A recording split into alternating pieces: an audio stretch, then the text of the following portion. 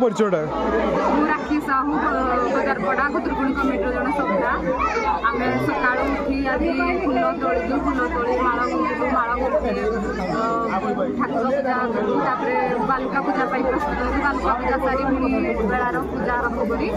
बेलार खाଇବା ପିଇବା सारी पुणी सन्धार पूजा सन्धार पूजा आज आयोजन प्रसाद आयोजन 30 वर्ष 40 वर्ष होगा पूजा करूँ प्रथम आम 22 करूँ कि धीरे धीरे से बड़ कर आज बहुत बड़ आकार धूमधाम आमर 25 ରୁ 30 जन आम केते मात्रा खुशी आनंदर महोत्सव सब वर्ष पालन कर बहुत खुशी मो ना श्री दिगंबर साहू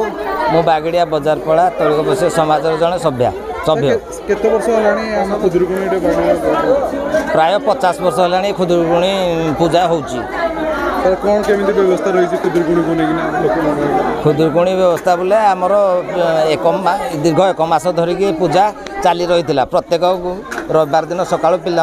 झील पिला उठिकी नित्यकर्म सारिकी पूजा काम करी से संध्यार